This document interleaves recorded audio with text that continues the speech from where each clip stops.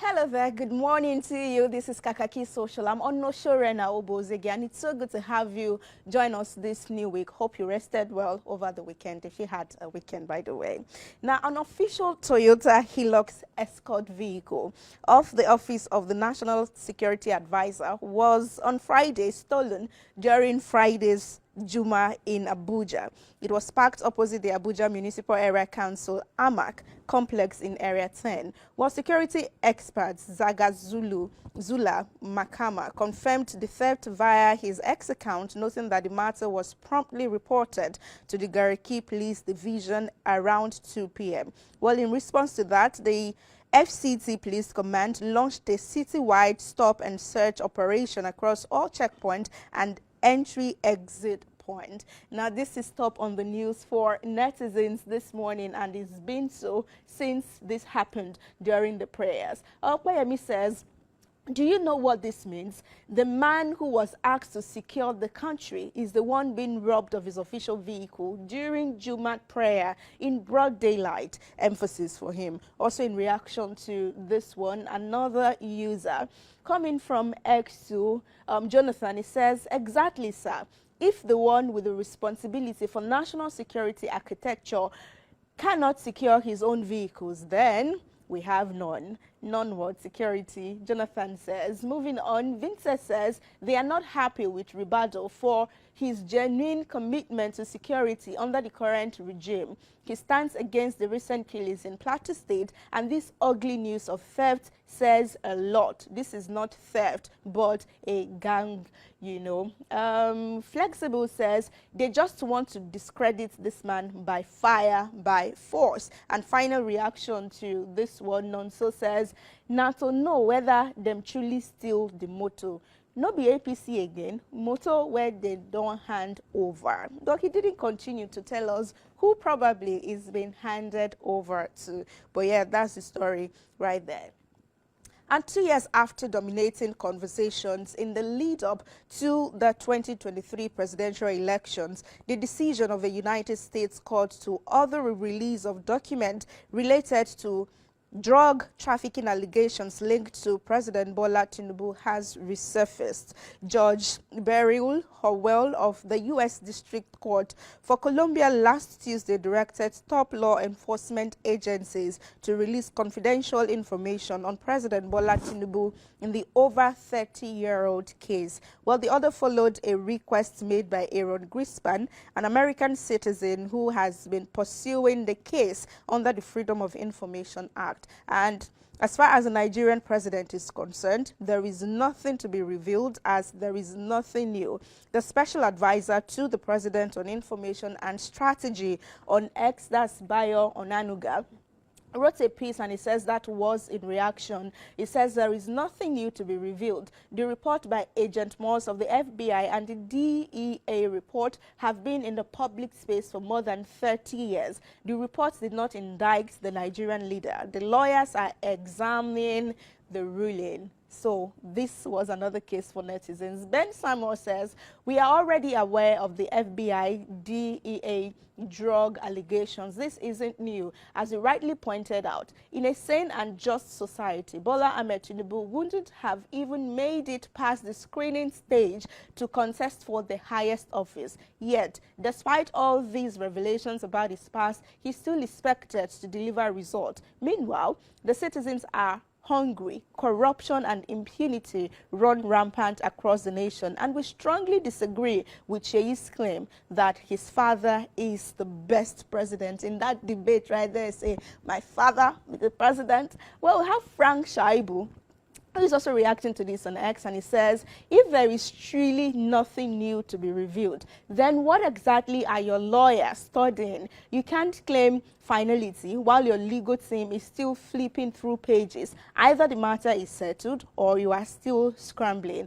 It can't be both. Well, he has not chosen which exactly the case is. And Oladipo here says, would you mind clarifying why your boss forfeited $460,000? I would appreciate a more detailed explanation, senior servant. Well, senior servant is just another case right there. That's how Ali Udume refers to him now. He said he's the senior domestic staff of Mr. President Bola Tinubu. And then for K, he says, I have nothing against the Nigerian president, and honestly, I don't believe any political coalition or even an FBI report could stop him from remaining in power until 2031. Okay, let's see. And yeah, talking about 2031, 2027, the presidency says it's unhappy with the increasing number of billboards in part of Nigeria, promoting the 2027 campaign to have him and his deputy, that's Vice President Kashim Shettima, remain in office.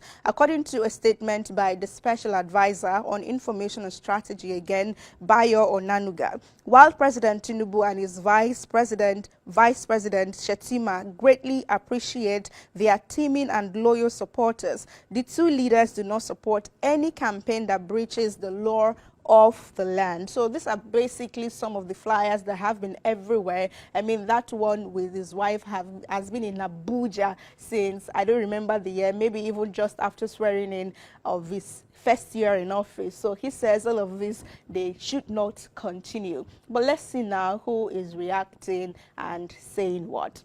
But where we have Bayo first, the press statement part of it, where he says, until INEC sets the timetable for the 2027 elections, the president has not endorsed or authorized anyone or any group to mount a 2027 campaign for him through any media channel, be it out of home, print, digital, radio, or television.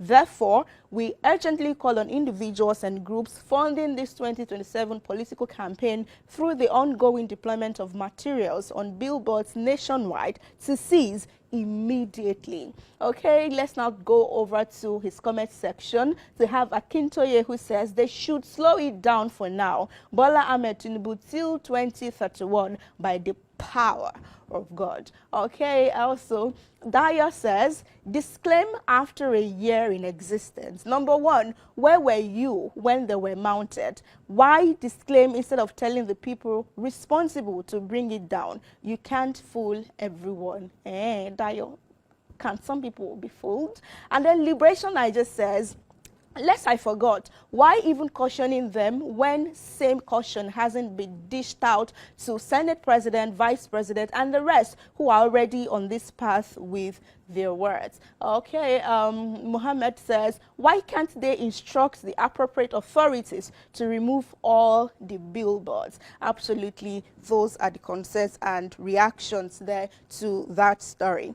Now, we now move on to say that Nobel laureate Professor Wole Soyinka has condemned the recent ban that was placed on one of the latest songs of Eedris, Abdulkareem, Tell Your Papa, the one he addressed to Seyi Tinubu to tell his father that the state of economy is so bad right now. So the professor describes the development as a return to the culture of censorship and a threat to the right to free expression. In a statement that he issued from New York University, he criticized the action and its wider implications, saying that it echoed past attempts to stifle artistic and socio-political commentary in Nigeria. 3 paragraphs of this, and then we have your thoughts.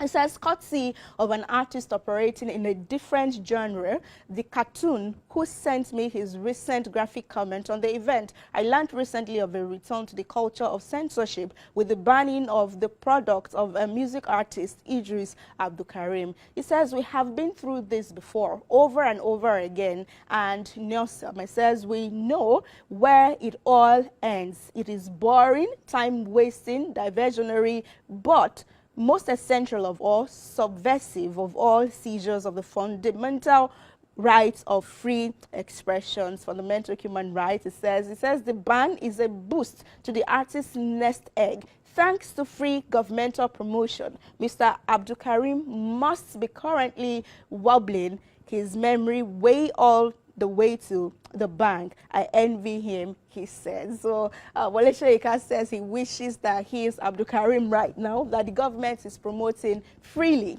Julius Unfiltered says, Egbami, how come, sir? The song is about Tinubu, the person you told people to embrace, saying he's the best, just in case you think it's another song. Well, I think he knows. And then Step Up says, make this man day one side enjoy his old age and leave us alone. He can't even stand his ground anymore. If matter arise now, he go change mouth. We are familiar with his games. And we have NJVC, who says, if you asked me, I would say Professor Wole Soyinka was never a bigot. I knew this. He said what he said with his free mind. People also blew his statement out of proportion. I know Wole Soyinka was never a tribal bigot, but a very learned professor. Okay, okay. And another user in reaction to this one, Ikenna says, they don't want to be criticized publicly, then they should amend their ways and listen to the hungry nation. Amend your ways sounds like